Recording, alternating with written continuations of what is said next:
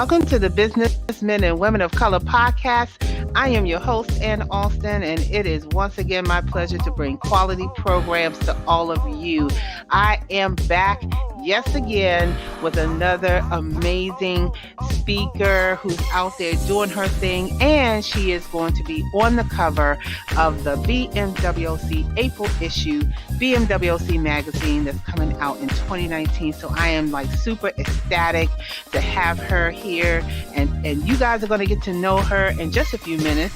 But I also want to just bring your attention that this is the fourth year that we are doing the podcast season, and what you're going to find here is that we have over 220 participants combined over the last 4 years who have participated in this podcast platform and have shared their information.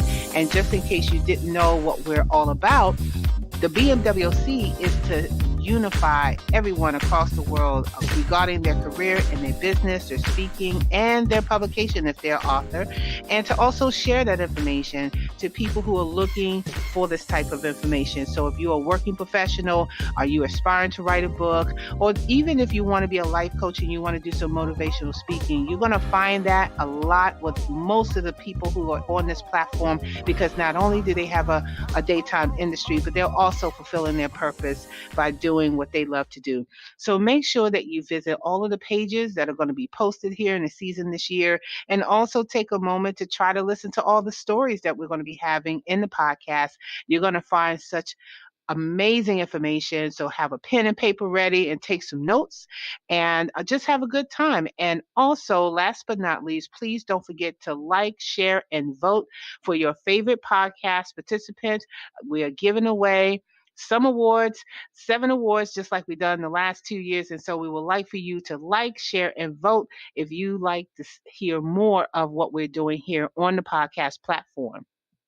Before we get started with our interview today, I would like to take a moment to thank our corporate sponsors who's helping us, which are My Financial Home, Evangelism Radio, JNF Enterprises, Sears Consulting, Autism Family Rock, Awakening to Love, Eli Natoli, Kimberly McLemore, True Synergy, and Platinum Financial Services, along with all of our other participants that's helping to make this event a huge, huge success. So, as I said, we're going to be bringing on another dynamic. Oh my goodness, I can't even tell you. So let me just tell you her bio, because I'm just going to read a portion of it, and I'm going to have you guys read the rest. Jeannine K. Brown is the owner and chief executive officer of Everyday Lead. Everyday Lead provides executive coaching, diversity and inclusion strategies, productivity and performance consulting, and workplace leadership seminars for anyone who is looking for her type of work.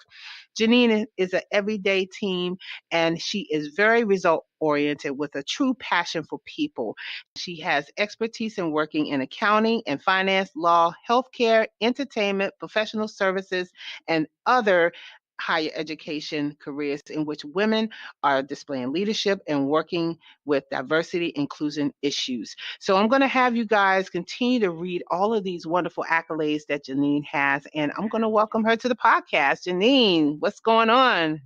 Well, hello, Ann. Thank you so much. I'm excited to be on the podcast. That's I'm right. And excited on to the be here. that's right. And on the cover of the BMWC magazine. You know, that is more than excitement. I am honored and humbled that you even thought that I was worthy to represent your magazine, to be on the cover of that. Absolutely. And Absolutely. I honestly, and I mean, that's why I was like, wait a minute, that's more than just excitement. That is a big honor for me, and I hope that my story is something that your readers can really find some motivation from and can relate to. Well, you know what? I'm sure they will, because in case anybody doesn't know, I found Jeannine on LinkedIn where someone had posted that she was elected as District 2 Commissioner in her state. And this year in 2019 and parts of 2018 is a first for many African Americans who have been elected into the judicial system.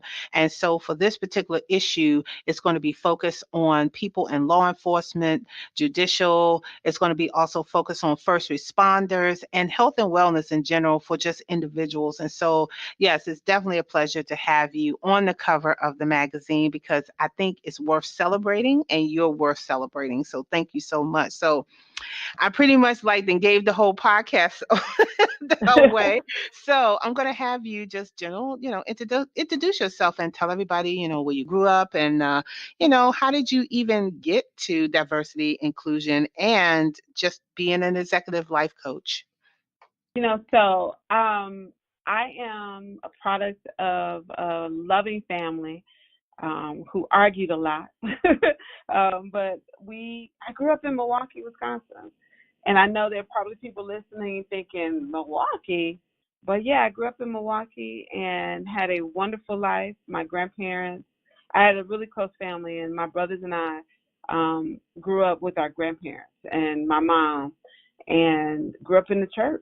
And we are the product of Baptist preachers and it was a great life growing up that way. And shortly after graduating high school, I left and went to Alabama, and I attended Alabama State University. And that started my journey to excellence and pursuing what some people might consider the impossible. Like things, I have been so blessed to be able to have experiences I couldn't even have imagined at the age of 17 when I left to go to college. So, Mhm. so that's part of my story is, growing up in Milwaukee, going to college in Alabama, and I've worked in state government my first 4 years out of college. So I worked for the Alabama Department of Revenue. I stayed there for 4 years. Um, During that time, I was also received an appointed position to work for the Revenue Commissioner. So they selected, without us applying, I received a call from the department secretary, who's the second highest ranking merit employee in the Revenue Department, Mm. telling me that he was watching me and they had seen me and heard about me, and I thought I was in trouble. I was like, oh my God, was I laughing? Was I doing something I shouldn't have been doing? Because I used to hang out with the guys in tech support, and I was like, oh my God, did I get in trouble? But no, they noticed me walking, in the halls, sitting in meetings. They liked my presence and my brand that I was developing in my early 20s, and asked me to come work for the Revenue Commissioner. And that really showed me that you always got to pay attention. You never know who's watching you. And these leaders who had been with the state for over 15 or 20 years noticed me, a 20-some-year-old, and it was an amazing experience. And that was my first interaction with working with the legislature, meeting the governor of Alabama, working with companies and corporate executives, and learning how to have real, serious business conversations and high stakes negotiations. Wow. Wow. That is definitely amazing. And because you're in such a unique, industry, just kind of getting that kind of opportunity, which is pretty much rare these days. Can you talk a little bit about your experience just leading up to that, in college, and then, maybe kind of touch on a couple tips if anyone is looking to become a commissioner or learning what it takes to even be in that position or even just to prepare to even go in that direction? Yeah, so when I was at Alabama State, I actually majored in accounting. So I was in our College of Business, the Dean Bond College of Business, and and I was always a leader.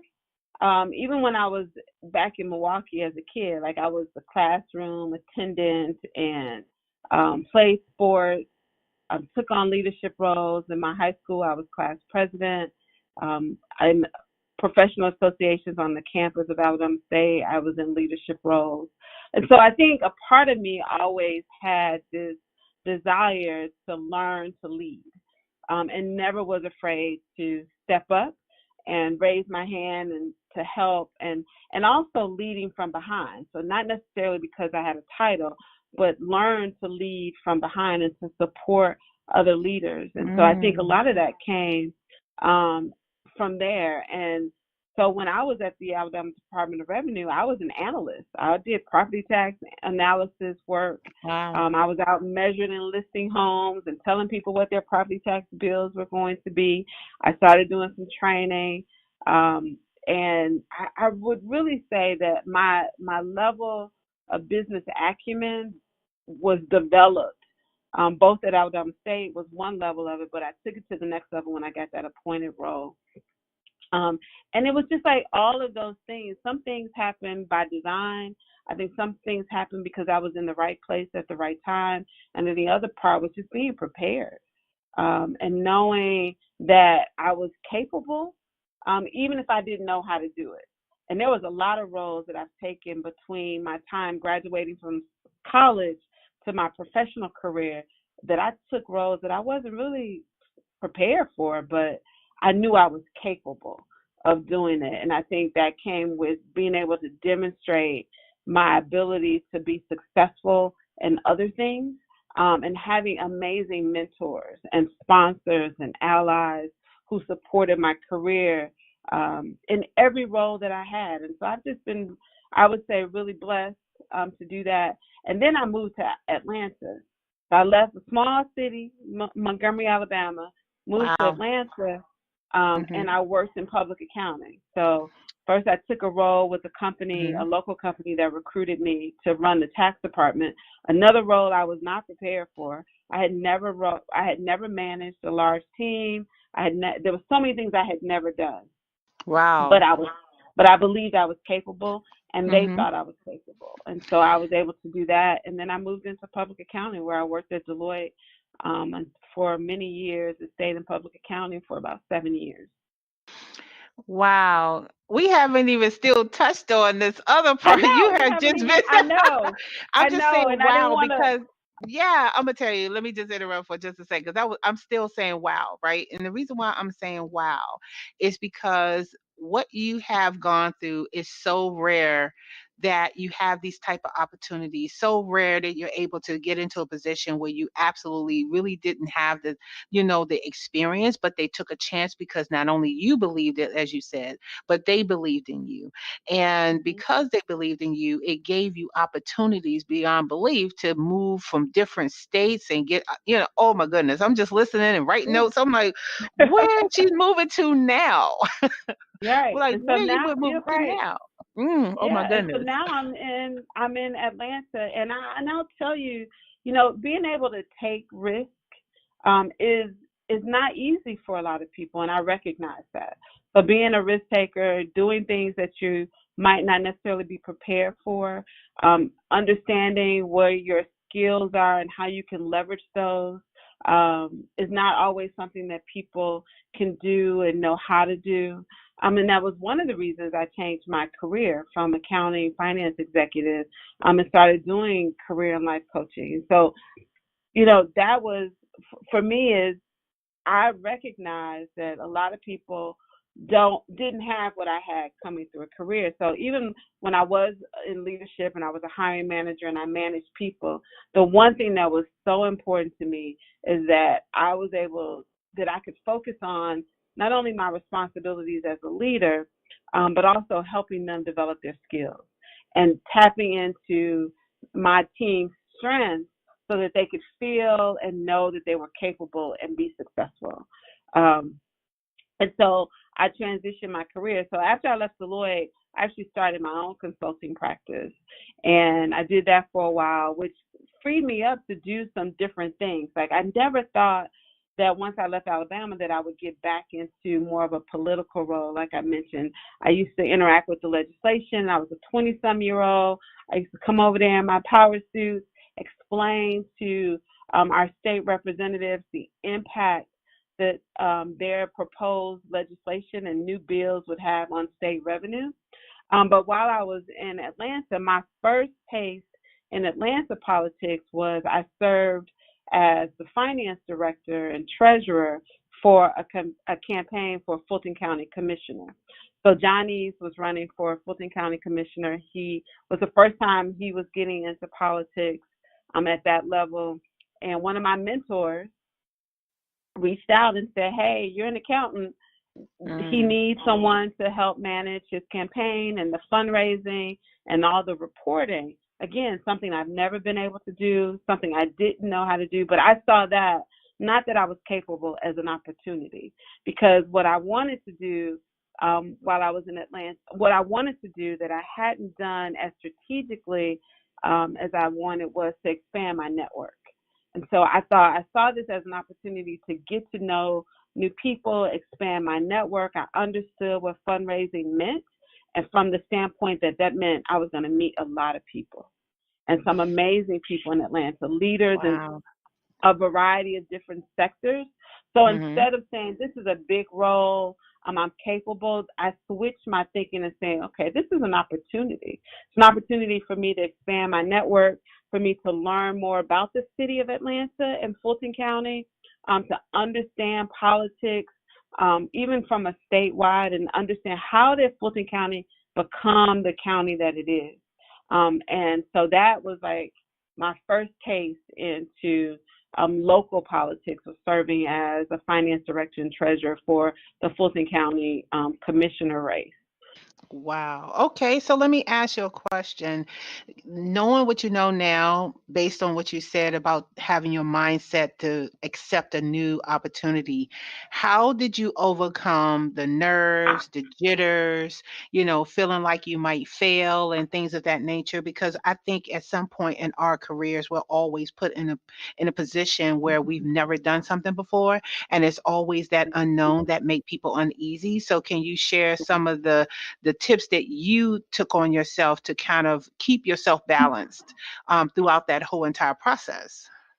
So throughout my career, you know, I was nervous a lot, like, and uncertain at times. But I will say, I think one of the things that I found that I would love to see more of us do, and when I say us, more Black professionals in particular, is to open up ourselves and make ourselves available to get feedback, to meet and build relationships with people who are different than us and who don't look like us, and reach across the aisles and open up ourselves. And I'll tell you, that was my key to success. The fact that I was willing to develop relationships with everyone, and to be transparent. And a lot of my friends say it now, like they admire the fact that I can be so vulnerable and transparent. And I learned that from Mhm. my grandparents. I saw it in my grandparents. My grandfather was a very prestigious pastor in the city of Milwaukee. And so we were exposed to a lot of people. But every area that I moved into, and as I grew, it was always new. So although at Deloitte and even at the Revenue Department, I was accustomed to working with leaders and executives in companies, when I started doing finance director in Atlanta, I felt a little intimidated. I mean, you see these people who were civil rights leaders, and they're the heirs of these civil rights leaders, and people know the city. They're dropping names. They're telling these amazing stories about Martin Luther King, and walking with him, and working with the SCLC. I used to feel like I do not deserve to be here, like a little imposter syndrome, like I shouldn't be here. But the one thing that I think, when I realized I do deserve to be there, I made myself open and available to listen, and to learn, and to understand the dynamics of the relationship and the people in the room. Then they started reaching out to me. They started mentoring me. They started inviting me to sit on boards, and to attend events outside of those politics, and those relationships became mine. And so I think, the one thing I will say, to those who are listening, and to people who are trying to expand their network, past just getting people's business cards, but developing relationships, is that you got to make yourself vulnerable and transparent. You got to be willing to listen, and willing to put yourself out there, and actually to do more of the giving, before you start receiving. And it makes a world of Mhm. difference. And that's probably one of the things about Mhm. business that I've learned as well. And so even in my role now as an entrepreneur, as leading a firm. And now the biggest thing that I know is that even when I'm talking to my clients and I'm trying to get them to to use my firm for their services, I spend more time listening than talking. Mhm. Yeah. And you said some interesting things, and it is so true as as an entrepreneur or small business person, is that you do have to make yourself vulnerable to a lot of things, and you definitely have to be transparent to gain the trust of your clients and other businesses. I can't stress that enough. I know that my aunt, who passed away recently, had said the same thing. She said transparency and being open and honest about who you are and doing what you say and saying what you do.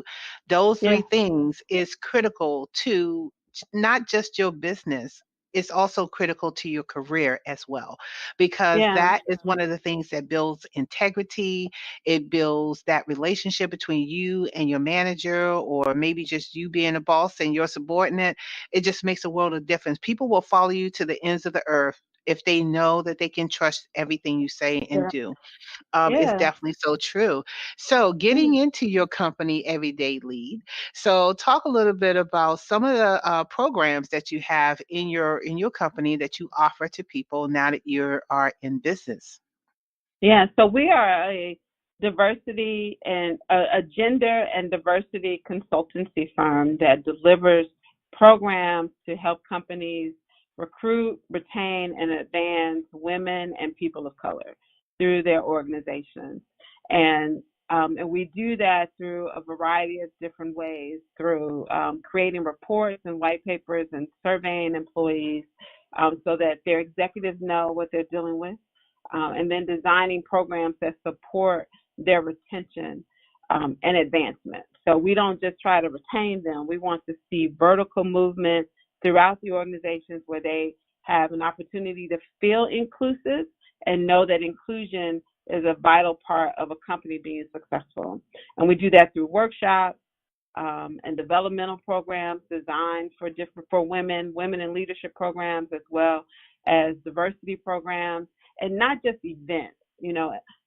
Where people can come for an event for Women's History Month or Black History Month or Hispanic and Latino History Month, but real programs that demonstrate inclusion throughout the organization and helping companies structure their inclusion and diversity initiatives. And so we don't just want a company to have a recruiter that focuses on hiring diverse candidates. So you got one person in an organization that has 15,000 employees, and we got one person that's only looking for diverse candidates.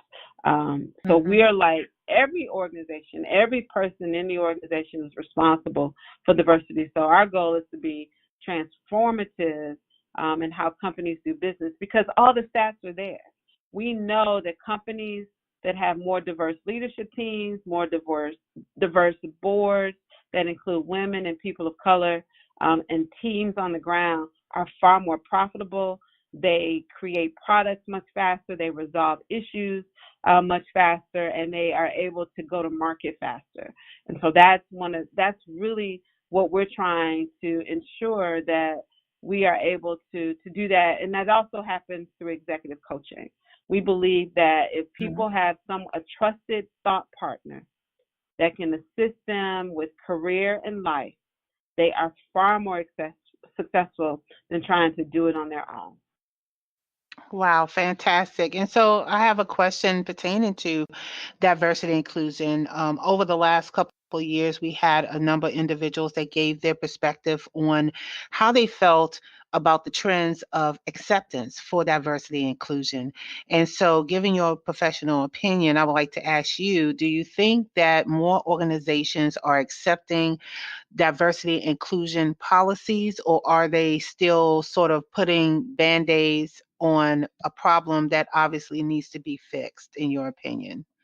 It's interesting. I was just talking with the chief diversity officer at Goldman Sachs yesterday, and um, we were talking about how long we've been doing this work and how long this work has been around. And so diversity has been around for a long time, before they even started using the word inclusion.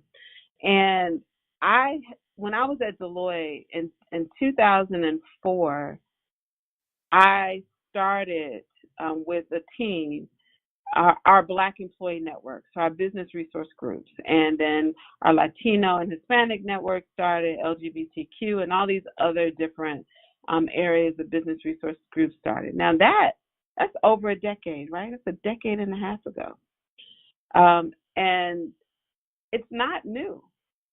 None of this is new, and it's gone beyond legal requirements. Now it's a business case, and so when I think about acceptance, I think one of the things that we want to make sure, even in our practice, is that people don't view this as a special needs program for an identified group of people. And so when we talk about diversity and inclusion and acceptance, and even equity, we're focused on, we use an approach of creating empathy in the workplace. And part of that comes from, if you understand that the person sitting next to you is really dealing with the same things you deal with when they go home with their children, then you'll realize that you're dealing with more than a person in a particular role. And I think after a while, we come to work and we deal with people as the role that they're fulfilling, and we miss the human part. And so in our workshops and in our programs, we start with purpose and we start with empathy. And then we say the inclusion piece is the business case. It's having a voice at the table. You don't have to accept my views, but you got to hear what I say. We want that piece, I think, to be most important. And then and it always has to drive business. And I think when we get people to the point of saying that this is not a program that we're doing because we have to check the box related to an HR legal matter, we're doing this because it's the best thing for our business, and it's also the best thing not only for our employees but also for our constituents and our clients in the marketplace. Yeah, I definitely agree. And I really am happy to hear that you're actually taking a different approach, because I think your approach is so different than some of the other approaches that I've seen in terms of how organizations adopt diversity and inclusion. Some of them kind of do it internally because of cost factors, but then Yeah, there's other organizations where I experienced, in my travels, where we had a third party come in and try to implement different approaches to diversity and inclusion, and it always still felt like it was a band-aid and the core issues wasn't addressed. But it sounds like what you're doing is actually breaking it down and dissecting each section, and then coming up with a end game resolution to say, now that you have all these issues over here and now here's how you fix it. It's really up to you guys to really work at it and foster it and get buy-in from the employees. And I mean, that's what it sounds like I'm hearing you yeah, say. yeah. And when you survey an entire organization, and they all answer the same questions, and the results are the same, and you see these high numbers of women saying, I feel invisible in meetings. It's like I don't have a voice. I deal with imposter syndrome because people make me feel like I don't belong here because I didn't go to the popular school in this area, and I went to a historically Black college and university, and fail to realize that I'm still at the table, right? I made it to the same table that someone who went to a predominantly white institution went to, is what we're trying to show. And through that survey in those organizations, the leadership can see 75% of the Black employees surveyed in our company, not across the nation. This isn't a hodgepodge of people. They work here for ABC Company, and they say that they feel like they have to code switch all day long, that they can't be authentically themselves. They have No. to listen. They That is a have new the term. company That has is a to new listen. term, Jeannine. That is a new term. Authentically be yourself, or self Yeah. authentication. Mhm. That is now the new thing now, because I definitely understand. I think a lot of women out there who is listening to your podcast kind of feel like that. And you call it the imposter syndrome. I call it the Mhm. invisible cloak, because you sit Yeah. there and you're sort of like not there, but you're there, but you're expected to perform, but you're not there, or you're Yeah. expected to give feedback, but it's not really taken seriously. And it Yeah. happens all everywhere around the world. And so, before we go into the next section of your interview, do you plan to, to leverage your position as commissioner to help raise more awareness about diversity, inclusion, and some of the practices that you are talking about here today?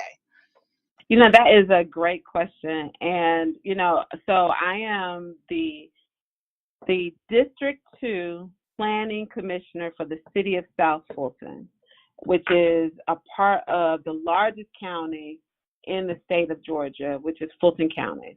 And in 2016, through a House bill, we became our own city. And if you know anything about Georgia, and particularly some of the larger cities, the larger counties like Fulton County, a lot of the cities have been breaking off of the county and wanting their independence, so to speak, and wanting to be able to manage their own financial resources and design and create cities that reflect the people who live in those cities.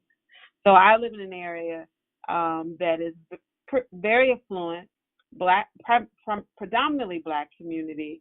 Um, However, it has diversity even within the demographic of being black, right? And so one of the things that, to your question, that is so important in this role that I was appointed to is that, yes, we do want to make sure that our community is diverse. And one of the things, we just had a planning commission meeting, and one of our focuses is making sure that the development that comes in is representative of all aspects of the state, but primarily beneficial to our city. And what that means for us is having access, so that all contractors have an access to develop. One of the questions that was brought up in our meeting is, we have all these developers come in, and people are like, well, where are the black developers? If Publix is going to build a new grocery store in this area, where are the minority and women-owned suppliers and vendors and other businesses that can support this construction? And so from a D&I Hmm. standpoint for us is making sure that all new development also includes an opportunity for women-owned and minority-owned businesses to have a piece of the pie when helping design the community. Also looking at who owns these businesses, when we are building a new shopping center, the county seat, who's going to be in those buildings, what type of businesses. So we don't want just nail salons and hair salons and wing shops. Those are all good, but we also want very fine dining restaurants. And we want them to be owned by people who want to live in our area, who Right. want to make an investment in our area. Because a lot of times people do business in areas and then they live across town.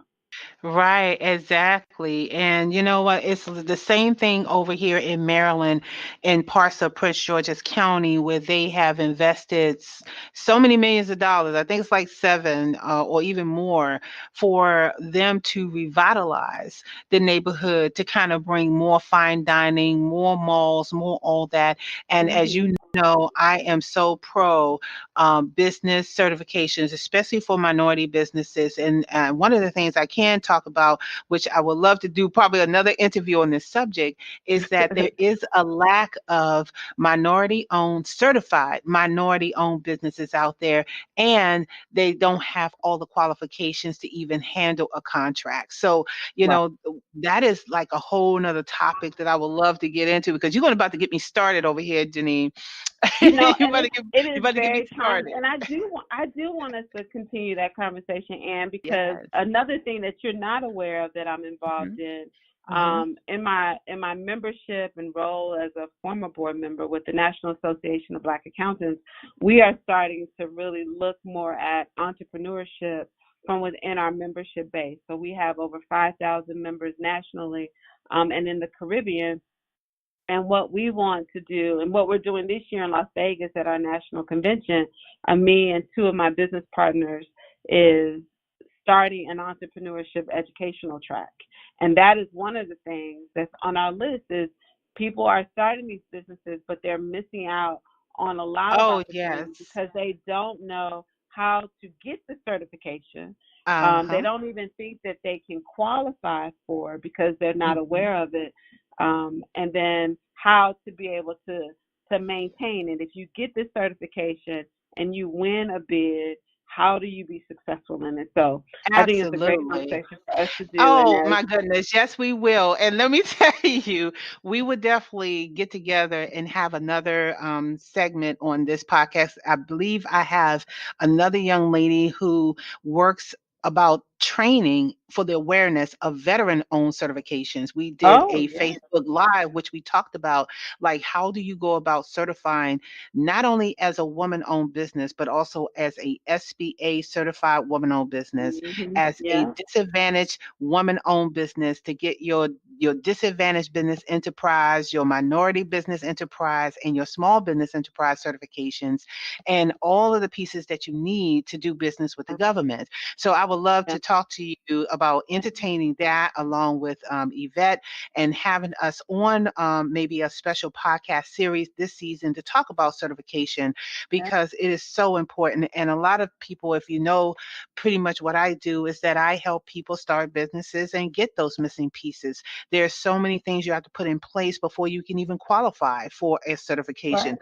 But like I said, Jeannine, I could go all day, but we're going to, but we have to kind of, get through this interview. So one of the things I want to do, because I have a couple more questions, is to quickly get into your book, Ignite Your Best Year Ever, Achieve More and Exceed Your Potential. Talk about your book. And also, you have been on Showtime's The Circus. Okay. Yeah, And you're that going to was be in amazing. Rolling Out Magazine. Okay, girl, you're on fire. So, look, I tell know. everybody about the book. Not just me, tell everybody So about the book. yeah, so you can get the book. It's actually on my website. It's an ebook on my website, which is www.everyday-lead.com. And I was talking to a lot of people, and people always ask me, Jeannine, how do you do so many different things, and how do you do them so well, and how and why? But really more of the how. How do you get it all done? And this was everybody from young professionals and college students to moms who are trying to start their own businesses and find balance. And even when I'm coaching, and a lot of those principles in that book is really about helping people streamline and create a process that works for them to be successful and to accomplish more. And what I say is accomplish more faster. And so the book has 6 principles that walks you through how to focus, how to set your goals, how to create intention, how to manage your time and schedule, how to execute and implement, so that you can receive and accomplish what you want to accomplish. I think oftentimes we feel a little overwhelmed by the thought of success and what it takes to be successful. We get bogged down into some details and distracted when we need to execute, and procrastination sets in because we're focused on perfection when we need to be focused on execution. Like, this is my idea, Wow. this is my thought, these are the processes, and now how Mm-hmm. do I get this out into the marketplace? And so the Nice. book, in a very short, high level, but very detailed, action oriented way, helps people get things done. And anybody can use it. And I think everybody should go ahead and Mm-hmm. download it, figure out how to, and apply it to what you're trying to accomplish. The book has been Absolutely. downloaded by thousands of people, and the feedback has always been the same. I Mhm. can't believe that something this simple is the magic that I've been looking for to help me get things completed, and it works. If you do the work, it works. Mhm. Yeah, that's the key. You have to do the work. And everyone who is listening to this podcast, when you go back and listen to prior years, the first thing you're going to hear me say is that I love books that are tools that you can use to elevate your business and career. So again, just go to the little link that you're going to see at the bottom of the page and go to her Hmm. page and download it, because I know that's what I'm going to do, because I'm always looking to learn and elevate my business as well. And so one of the last questions that I want to ask you before we wrap up is, what do you need personally and professionally to thrive and for you to keep going in what you're doing? You know, I am I always joke about, oh, I'm a Gemini, so I can't really stay focused very long. But the truth is, there are so many things that spark my interest. And if I start working on something, or if I'm leading an initiative or a program, I have like a million ideas. People like me, you like a waterfall of ideas. And so what I need to stay on task really is tools to stay focused, like remembering what the big thing is that I need to get accomplished, who my stakeholders are, where does my support come um, from a, from an execution standpoint, and then most importantly, self care. You know, when you're playing in a lot of different things. So I'm leading a team to run a business and grow a business. I am a planning commissioner, so very community facing, in a city that is growing and has a lot of goals. I serve on boards, and I have a family and family obligations. There's a whole lot of things, that you can get caught up in. And for me, it's really staying on focus on my why. Like, why am I doing this?